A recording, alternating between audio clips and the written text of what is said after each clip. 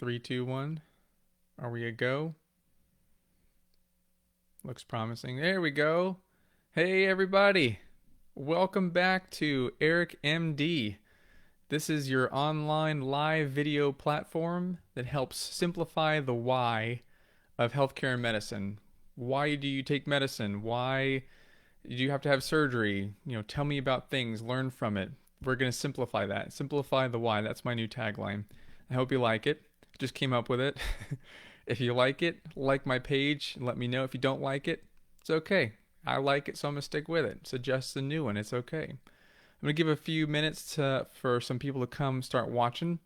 If you are new here and you watch this back, welcome. It's awesome to have you here. A little about this page. Our goal is three things. It's easy to remember. We're going to educate, talk about healthcare in really easy to understand language and concepts. We're going to empower you to ask good questions to be part of your healthcare team. Understand what's going on in healthcare so that you can make good decisions and engage. I'm going live. We're going to make some mistakes, but I want the community to be involved. Let's spread knowledge, right? Knowledge is power. And the more people that understand what's going on in their healthcare, the better everyone's going to do. Okay, so educate you, empower, and engage. So please, I'm coming live because I want this to be real. We're going to talk using, again, simple language. I'll answer as many questions and comments as I can. Also leave some suggestions for more topics that you want to hear. I'm excited about tonight's topic, and I'll tell you about next week's topic. But if there's something that we haven't talked about that you want to hear about, please comment, and it's an ever-growing list of things. Okay. If you've watched before, hey Robert, how are you? If you've watched before, welcome back. I've been really humbled by the response of this. I was really expecting it to be, my mom and my wife. So thank you to everyone who's watched. I really want to reach as many people as I can. As a doctor, that's the best way to do this, is to reach people and educate them, right? So again, leave comments. Also, suggest for things that you want to hear about, and stay till the end. We'll talk about what's coming next. As always, the disclaimer is this is not a substitute for medical advice. This is just, education, a little entertainment, an awesome way to spend your Sunday night around 9:13 p.m. But honestly, talk to your doctor, your healthcare providers before making any decisions, okay? So now that we got that out of the way, tonight's topic, coronavirus and the eyes. Merging two topics. As an ophthalmologist, eyes are kind of my thing. It's what I know most about. But coronavirus, a lot of people are getting kind of burnt out about it, but this is kind of a weird topic that not many people think about or have asked me about in the past, and it's interesting to know about, especially given current recommendations. So coronavirus and COVID-19 cases are rising. It's getting a little scary again, but we're going to talk a couple things here. The two main things are, number one, can coronavirus transmit through your eyes? Can it get into you through your eyes? And if it does get into you, how does it affect your eyes? Is it going to make your eyes burn out of your head? Is it going to cause you to go blind? How does it affect your eyes? And can it be the first symptom, right? So in about 10 to 15 minutes when we're done, my goals for you are to understand the science and rationale behind all this, to understand the recommendations that are being put out there by the CDC, all these governing agencies, and learn how to protect yourself, okay? Ask good questions of your doctors too. If you're not sure, bring this up and ask them, okay? So let's get to it. Number one, can you get coronavirus through your eyes? Can it transmit? The answer is possibly. Basically, there's been a new study that came out recently, said that there are receptors for this coronavirus on the eye surface. What does that mean? Your body has receptors all over it. Think of it as kind of the plug and socket model, okay? You have receptors for things on your eyes, in your lungs, whatever. That's kind of how this coronavirus works. It has little spikies. Yes, that's the technical term.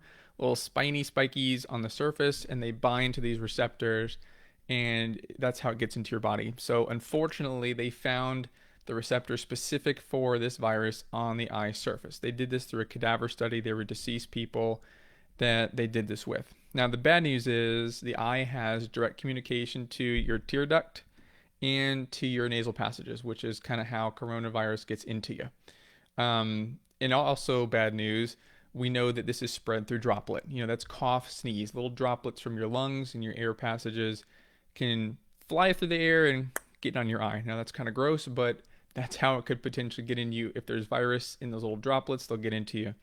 Now they're telling us that it may be airborne, and the best way to describe those two is a sneeze is more droplet, actual stuff coming at you. Whereas if you walk past somebody with strong perfume and you smell it, that's kind of more airborne. So if you were to walk through a cloud of coronavirus, very bad luck, but it technically, yes, could get onto your eye and bind to your eye. Now that you know that, yes, it can get onto your eye surface and there are receptors for it, your eye goes, oh, yep, that's coronavirus. I got you. It recognizes what it is. Does that mean you can get infection through your eye? And right now the jury's still out, actually.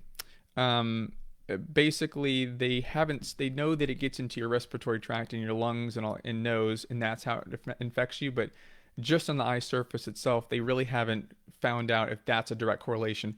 In order to do that, they'd have to take some unlucky individuals, put them in an N95, and isolate the respiratory tract like this, and blow some coronavirus in their eyes and see if they get infected. I don't know about you, but I don't think I would volunteer for that. So I'm not so sure we'll ever know if that really is going to be something that we need to worry about. But that now, hopefully, you're kind of going, oh, that makes sense why the recommendations are the way they are. Masks are helpful. The face coverings that are recommended so you don't get the droplet and particles into your air passages. But because we don't know if it gets infected through the eyes, they're not really recommending face shields for everybody. You will find healthcare workers because they do get droplets right into their eyes, and it makes more sense for those who are at higher risk around all these people who are COVID positive to take extra precautions.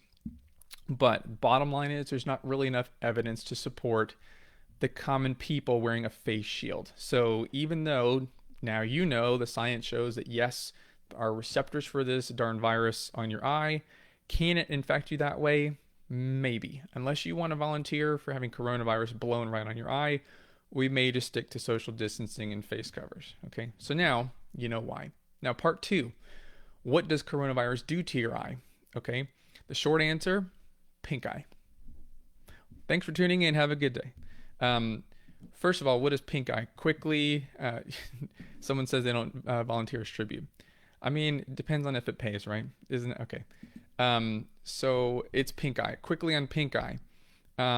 The covering of the white part of your eye, kind of like is a saran wrap, has a clear covering that has the blood vessels that are running through it, the little red squigglies. Again, fancy words here, folks, squigglies. When your eye is upset about something, if it's dry, if it's hurt, if it's infected, those blood vessels dilate or get whiter, and the blood flows through them, say that 3 times faster to bring blood and other good stuff to the area of need. Bring you back to kindergarten. If there's a white part of your eye and there's some red stuff in front of it, red plus white mixed together is pink. Okay, so that's why it's pink eye, because it gets a little bit more red. Contrasted to the white background gives you pink eye. Now, hate to break everyone's bubble, but 99.9% of what we think of as pink eye is viral. Okay, you can get bacterial and other infections of the surface of your eye, but those are pretty bad. And typically we give them a fancy term and go, uh-oh, and treat you with some fancy stuff. It's not pink eye. Now, transitioning back to coronavirus, is there a treatment for pink eye? Nope. There's no good antiviral because usually it's caused by the cold virus or other, basic viruses floating around. And just like we don't have a treatment for the common cold, there's really no good treatment for pink eye. Your doctor may give you some drops to help soothe them or do other things, and we do have some antiviral eye stuff, but it hasn't really been shown to be helpful for pink eye. So, if you're astute and you're paying attention, you'll probably go, okay, well, that makes sense now that coronavirus is a virus. Yes. So if it infects your eye freaks out, same response. Dilates and makes those blood vessels bigger, sends more blood to the area, your eyes look pink. Back in March, when this was becoming a big thing, eye doctors were getting a little nervous because people were coming in with pink eye, and we were worried that that was the first manifestation of coronavirus or COVID-19. Now, we're not kind of quite as worried that it's the only symptom. Other people are getting other things first, and quote-unquote pink eye has become just another symptom on that long list of symptoms that people with COVID-19 can have. So in terms of it being the presenting symptom, maybe we're all still being super careful. So if a patient calls in, or if you have what you think of as pink eye and they're itchy, burny, watery, red, or pink, let your eye doctor know, because they may send you to get a COVID test, right? And again, this makes sense, right? If there's really no good treatment for pink eye, whether it's regular pink eye or COVID pink eye, it's better to get tested. That's more important, okay? So that's what coronavirus can do to your eye. Again, there's no FDA approved treatment for pink eye, nor is there a good treatment for COVID-19. So with this new remdesivir that's being given out all over the place, it'd be interesting to see if people present with pink eye as COVID-19, if that would help take care of it. But it's unlikely. They really are focusing on the disease first, right? So that's kind of the nitty gritty of this, right? Let's go over this in summary again. Hopefully this makes things really easy for you. Number one, is coronavirus or COVID-19 spread through the eyes? Yes, technically, kind of, right? Again, you should be kind of thinking, well, maybe. There are receptors. Coronavirus, this coronavirus with the spikies can get into your eye, and your eye goes, oh, yep, know what that is, and it may react. Can that then be absorbed into your system and give you the disease COVID-19? We really don't know. We know that it can get into your nasal passages and respiratory tract, and that's more dangerous. So that's why the recommendations are not such that everyone has to wear a mega face shield, N95 and a face shield. There's not enough evidence to support that. Healthcare workers are a little bit different. That is a recommendation for them. What does it do to your eyes? Part two, because at its core it's a virus, it can look like pink eye. It's not clear on the spectrum where the pink eye is going to come into play. It's getting reported less, but eye doctors and doctors in general have their antenna up for people who present with pink eye. We really like to rule out COVID-19 first. Okay, so that's it. Easy. In 11 minutes, you've learned and now understand recommendations from the CDC and WHO about why you may not have to wear face shields and protecting your eyes. Do you have to go get some cool goggles from Amazon to wear around? Why not? We know that it gets in your eyes, but there's not evidence to support spending $19.95. If you'd like to, go for it. Okay, so thanks for watching. Now, a couple things to finish off. Please share and like this. Go on the page and like it. Share this video when it's over. It's a selfish plug, but it's a win-win. I really want this to get out there. I have some really cool topics coming up, and I really believe that the more people can spend 10 minutes of their time learning about topics in healthcare, and we're going to go over simple stuff like diabetes, hypertension, cholesterol, they'll be more likely to take their insulin because they know why, right? So please spread this around. Let's go through it. I'm gonna look over. I see some questions coming in. Here we go. Do you think a baby's eyes has coronavirus receptors? That's a great question. So Robert said, do you think baby's eyes have coronavirus receptors? I actually don't think so. Well, kind of. They're not necessarily specific for that virus in particular, but if they haven't had a coronavirus, which other coronaviruses are, like the common cold is a type of coronavirus, they may not have the receptors, but there is some cross binding, which means they can bind into other receptors that are used for other things. More versatile receptors in your body can serve other functions. So the answer is maybe. I bet they can bind somewhere, but maybe not to the main receptors. It's a good question. Maybe that's not why babies can be a little bit more protected, even though their immune systems aren't so good. But that's a great question. Babies and kids in general, it's interesting what's going on with them right now in terms of how coronavirus and COVID-19 affects them. Okay. Debbie says boogie test. Yes. If you've ever gotten that test, it's a boogie test. They stick something in your nose to sample it. I would highly recommend that versus an eye swab. I've done those for people as cultures. I don't recommend that as screening for this. Thanks, Susan. I hope this is good info. Please suggest more. Okay, so I asked to share and like. These are good questions. Please send some comments, things that you want to hear about. One thing that has been coming in the past, this is the second video, the past video and a half, and something that I'm interested to learn more about, especially because it's becoming a hot topic, is CBD. People are looking for alternative medications, alternative treatments, complementary treatments. people tout CBD as this, miracle stuff that's over the counter. So what gives? Learn about it. If you Google CBD and pain and sleep and anxiety, and you'll find support for all of that. So let's dive into it. Let's find out how CBD works. What does it do? Is it safe? Is it legal? What can it be used for? Okay, so because it's such a broad topic, I'm going to do a CBD series. Okay, we're going to do 3 different videos, short like this, maybe a little shorter, on 3 different topics regarding CBD. Because again, it's so broad that we're going to kind of break it up into 3. Okay, we may do like a mini episode or something.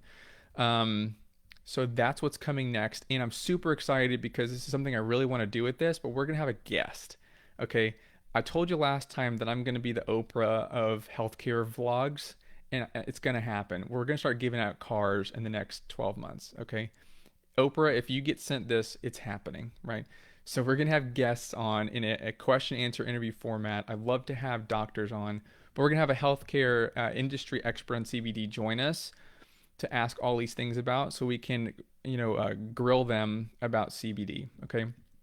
Again, with that said, if you're a doctor, if you're a nurse, if you're a respiratory therapist, physical therapist, dentist, whatever, and you have a topic that we should talk about, please tell me. You can message me so it stays anonymous. You don't have to say it live. That's fine.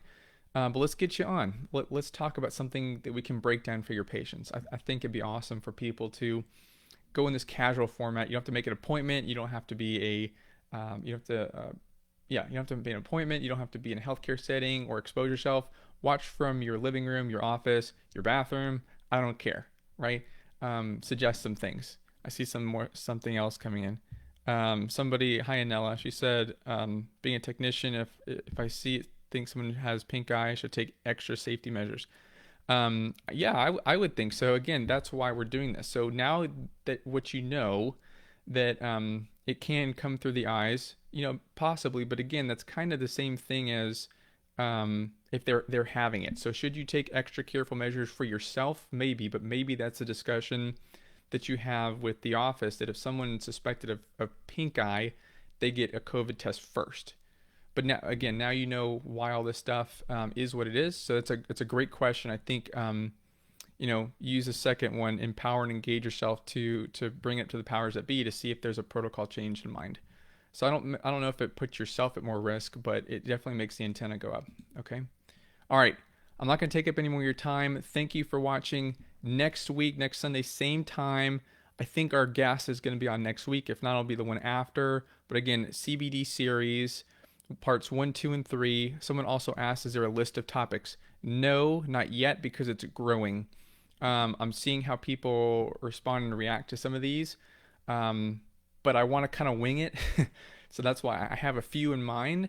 But if some people ask about some things, someone asked about coronavirus in kids, that's going to be a big one with schools coming up.